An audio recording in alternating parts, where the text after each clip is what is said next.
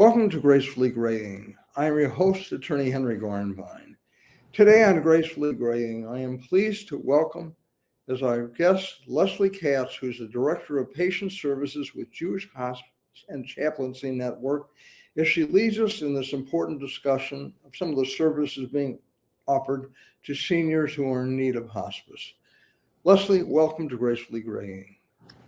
Thank you so much for having me. I appreciate it. It's a pleasure, and I appreciate your coming on. I mean, this is such an important topic and such an important role that you fill. So first of all, Leslie, tell us a little bit about who you are and your background. All right, thank you. So I have been a geriatric social worker for more than 20 years. Primarily, I've been working in hospitals and the Jewish communal settings. I'm very passionate about older adults, and it's an honor to be a part of JHCN. You started when you were 10, obviously. What is your role with the Jewish Hospice and Chaplaincy Network? Jewish Hospice and Chaplaincy Network provides support to individuals in the community who identify as Jewish and have been diagnosed with a life-limiting illness. So we never charge for any of our services to our patients or our families, and we have several different services that we offer. Ultimately, we do not want an individual who identifies as Jewish to experience end of life alone. Tell us about your role with Jewish Hospice and Chaplaincy Network. Certainly, I am one of two social workers. We see about 215 patients and families every day, about 500 patients and families a year. So we provide individualized assessments and we provide resources. Ultimately, we collaborate with community partners, and we like to say that we navigate, advocate, and educate to make sure that our patients and our families receive the very best care possible. Tell us about some of the services that are offered by JHCN. Certainly. So we have four main services: care navigation, spiritual support, life enrichments, and bereavement. So I can tell you a little bit about each one. Care navigation is our social work team available 24/7, providing resources, speaking with patients and families. And our spiritual support team consists of male and female rabbis, Reform, Conservative, Orthodox. They work with community clergy to best serve our patients and our families. They really take their lead from our patients. Several of our patients don't feel like they need or want a rabbi. Perhaps they haven't been to a temple or a synagogue in a while, but our team meets the patient where they are in their end of life journey. Then we have life enrichments, which is really the engagement one-on-one part. It's gold. Our patients and our families absolutely love our life enrichment services. We have about 20 specialists who visit our patients wherever they call home, one-to-one visits. And they do anything from music, any type of music. I've had 80-year-olds who've requested Beyonce and 60-year-olds who love big band. Our specialists bring their guitars. If a patient has a piano in their home, they can play that. Music is so special and deep and has such a connection to your soul. Our patients love music. We have art. Some people love knitting or beading, painting. We really meet the patient where they are. Hand-eye coordination is really important with art. So we do an evaluation and see what's most appropriate and what they like. We have Go ahead, Beth. therapists. We have therapists who provide massage and reflexology for comfort measures. Physical therapists who are licensed who create gentle exercise programs.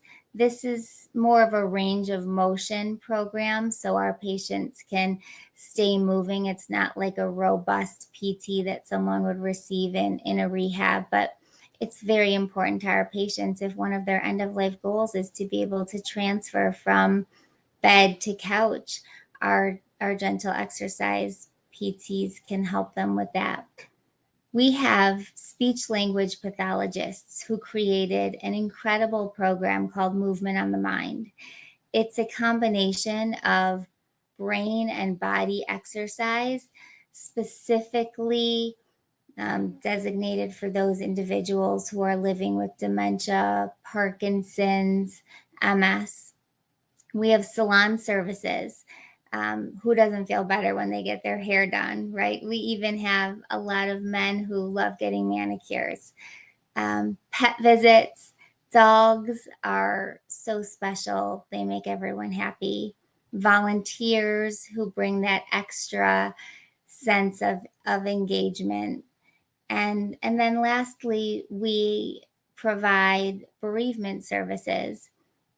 Those can be either in a group or individual, dependent really on the individual's needs.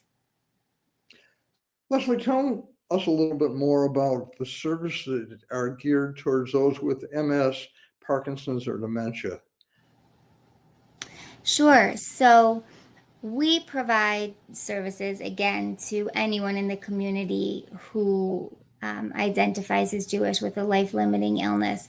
But our Movement on the Mind program, which was created by some of our speech language pathologists, is an incredible program where they evaluate these individuals, and it really helps to connect the mind and the body.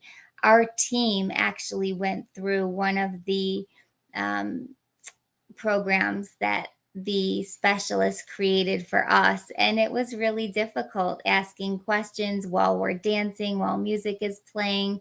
So it's not only for engagement, because people really crave visits from our specialists, but it also really can help with their quality, dignity of life, comfort, and those are what our goals are.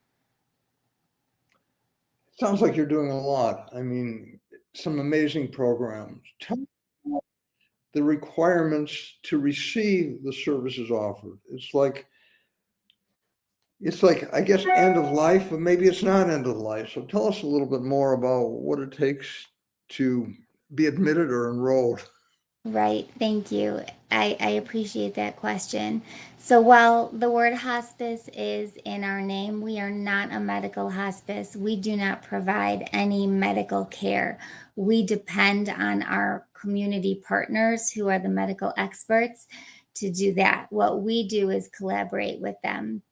So really anyone who has a life-limiting illness, people may be joining JHCN on our supportive service, which is for those individuals who don't have any acute medical needs. They don't need any skilled care. They're really craving the engagement. Perhaps they're isolated. So they are really benefiting from the life enrichment services, social work support, spiritual support, volunteers. And then we have palliative patients. Palliative is the perfect synergy of someone who is focused on curative measures and also focused on being comfortable. So we have partnerships with nurse practitioners and palliative agencies who focus on symptom management, pain management, while someone is still receiving chemotherapy. And then we also have hospice patients, those who have been diagnosed with a terminal illness, likely to no longer be here within 6 months, although it really varies. Now, I'm curious. I know someone with dementia, and there's no cure, obviously, but someone with dementia, uh, they may live 6 months, they may live another 10 years. So, how does someone determine whether or not someone should be entitled to some of your hospice services if they have Alzheimer's, dementia, or similar symptoms? Right. So, for someone who's living with dementia, the social work team would do an on-site assessment with the patient and the family to see really what stage they're at in their disease. Are they homebound? Are they engaging in conversation? How mobile are they? What are their goals? Really, we want what our patients and families want. So, if someone who's living with dementia is still going out and enjoying life, if that's what they want, they would be eligible likely for our supportive services. But again, it's really individualized and would require that one to one assessment. What if someone really is pretty far gone as far as uh, cognitive ability, really has none left? Would that person still be eligible or not? Absolutely, absolutely. We receive a lot of phone calls from community members who ask these same questions. When is it time for hospice? What's the difference between palliative and hospice? Can you provide hospice? And because we are not the medical agency, we help navigate them to figure out what their goals are. Are they ready for the hospice philosophy, which is really just a shift in mentality? Instead of getting the physical therapy and the radiation, someone might want to go travel, enjoy their days, be home, listening to music, eating what they want, and doing what they want. The hospice philosophy is all about comfort. So, both of those individuals that you just described, someone living with dementia on one end or the other, would certainly both be eligible for our services.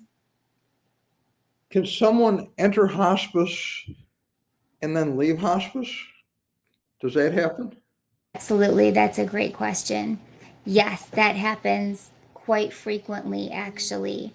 While we defer to our partners at the medical hospice to make that determination, because that would be dependent upon diagnosis and Medicare guidelines.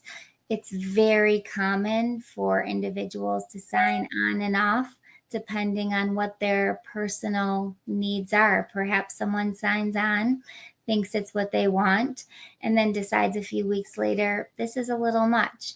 And that's what we're here for, to help make sure that the patient and the family always know that they are in control, they're in the driver's seat. Nothing they do is set in stone. We can always make changes to make sure that they're getting what they want. We are steadfast advocates to make sure that, yes, you can sign on and off. Now, are the people in hospice, are most of them in home, or are they in assisted living facilities or hospitals or all of the above? I mean, what are the majority? I'm just curious, really. Certainly, all of the above. We see individuals who are enrolled in hospice living at home with family caregivers, with private duty caregivers, living in assisted living facilities with additional support, adult foster care homes. Locally, we don't have many inpatient hospice units, really only two. So, those are for individuals who are truly end of life. It's amazing. I mean, you really, I mean, you're doing some amazing work. And is it hard on you as a social worker to deal with people who are really, entering the last stage of their lives? Absolutely. I think that as a social worker, I am so blessed to be able to do what I do. I play a role in people's lives in their most vulnerable moments. And it can certainly, some individuals just break your heart a little bit more every single day. And we are here to just provide as many resources, as much support, anticipatory grief, validation, anything that we can do to bring comfort to them. Personally, it is difficult. I knew from a very young age that I wanted to be a social worker for older adults. My great aunt lived at a local assisted living facility, and her hospice aide called me. I was the closest family member geographically after she passed. And from that moment, when I opened the window and lit the candle, I knew that this was what I was meant to do. Leslie, what is a typical length of stay where someone's with JHCN? That's a great question, because with JHCN, we have the supportive program, the palliative, and the hospice. So somebody can come onto our supportive program and be with us for a few years, while someone can come onto our hospice program and be with us for a few hours to a few days, depending really on their status.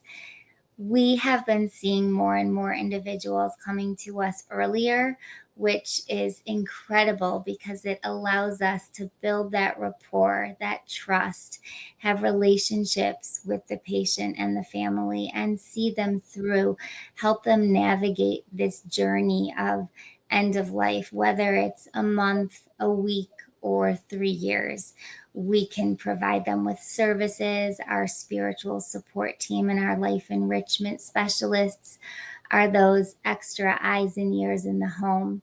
It's always better to have more care than less. So when our team sees patients on a regular basis, they will let us know as the social workers if they believe there's an immediate risk.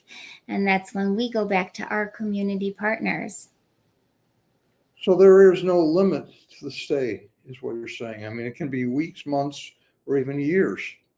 For JHCN, really, yes. Hospice in particular, those individuals are admitted with a terminal diagnosis, likely 6 months.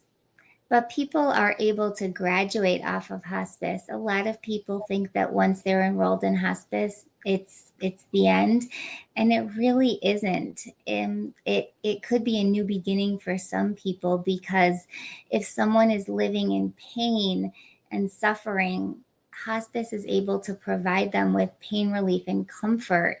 And when you're comfortable and when you're not in pain, that's when you can, live and do more. So it is so individualized for every person. Now, as part of your work to do the actual intake to decide whether or not someone should start or become eligible for hospice? Well, when somebody calls us, we will, as social workers, go out and do a face to face assessment with the patient and the family, learn more about what their goals are, what their symptoms are. Has there been a big decrease in mobility lately? Is there symptoms that have to be managed? And that's when we will call. If the patient and family don't already have an agency that they'd like to use, because it's always patient family choice, then we'll learn about the patient and family and look to the agencies in our community that provide the care they need, and coordinate with and for them. We don't do enrollments. We don't make the decisions about who is meeting Medicare criteria. So it's up to the family, it sounds like, as to whether or not someone should become admitted. Is that correct? If their goals are end of life comfort, yes, that's when they would say, we think we're ready for hospice, we're not sure, and we would connect them with a medical, palliative, or hospice agency who would send a nurse and do an on-site evaluation to make that determination. Leslie, what are the age ranges of those who are helped through hospice? Through hospice in general, anyone. Through us, we tend to see older adults. We have seen a few younger individuals as of lately, but typically we see individuals who are 60 years and older. What do you find most rewarding about your work? And I've got to commend you. I mean, it's like you're on the firing line, you're on the cutting edge. You're really helping people, with end of the life decisions, with end of the life activities, and it's really commendable what you're doing, Leslie. Thank you. It is truly, I feel so blessed every day to be able to do this. People call us in a panic. They don't know if it's time. They want answers, and we help them to figure out what it is that their loved ones really want. Advanced care planning is so important. So if someone can make decisions earlier and let their family know what they want, that really is something that we absolutely encourage. We always want people to be in control, even if they can't communicate or articulate that. But truly, playing a role in people's lives when they just don't know which way to turn is so humbling, and it is such an honor for me to do what I do. Sounds amazing. Leslie, you're dealing with family dynamics, and often family dynamics, to say the least, are complicated. So how do you deal with a situation where one or two family members say someone should be in hospice and other people are in total denial and say, no way? How do you deal with that situation? Yep, that happens a lot. So again, I'm going back to advanced care planning. That is why we encourage individuals to make their wishes known in writing to their family, create medical durable power of attorney. So if that situation comes where someone is unable to articulate what their wishes are, and there are family members who disagree, we would go back and say, what did mom want? What did she write down? If there's a situation where advanced planning had not taken place, then we will have family meetings. We will provide education. We will facilitate meetings with clergy. And that's really where our spiritual support team can come into play. There are a lot of individuals in our community who listen to rabbis before they'll listen to doctors. So we are very blessed to have an interdisciplinary team to support us. Are there any cases that you could tell us about that really stick out in your mind that you'd like to share with us? Well, due to HIPAA, I would not be able to share specifics, but I think that in general, we have had patients where perhaps someone's parents, both parents, are on our service, and one child is a medical durable power of attorney for one parent and one is for the other, and they want different things. And it can get very, very challenging. So we really just have to take it step by step and let them know that they're not alone. We're here. There are other agencies in the community. They would have their medical hospice team, and just kind of day by day, what would the individual want, and how can we get the family members on the same team for their loved one? Are there any highlight or frustrations about what you do? Absolutely. Limited resources. it's so difficult when we have someone crying coming to us due to caregiver burnout or just grief stricken, and we provide all of the resources that we can, but pulling from an empty bucket is just sometimes really, really tough. So lack of resources, I think, is probably personally my biggest frustration. But that is why at JHCN we are such fierce advocates, and we will go to great lengths and do whatever we need to do to ensure that our patients and families receive the best care possible. Leslie Katz, before we sign off, are there any final thoughts that you'd like to share with our viewers? I want to thank you for allowing me to share this information. I think that JHCN is one of our community's best kept secrets. People don't know about us until they need us.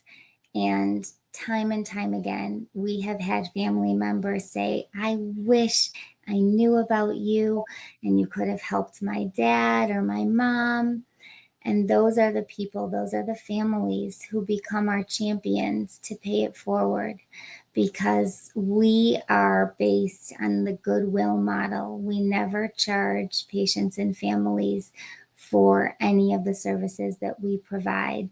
We don't receive any insurance reimbursement or funding from the government or federation. Everything we receive is a philanthropic donation from our community. So we provide to our community, and they provide back to us. We're very blessed. Leslie Katz, Director of Patient Services with Jewish Hospice and Chaplaincy Network. I want to thank you so much for being our guest on Gracefully Graying. What you're doing is wonderful work. And I want to thank our viewers for watching Gracefully Graying, as well as our sponsors and, of course, Bloomfield Cable. So thank you so much, Leslie. This has been very enlightening, and I really appreciate all you're doing. Thank you so much for your time, and thank you for this opportunity. A pleasure.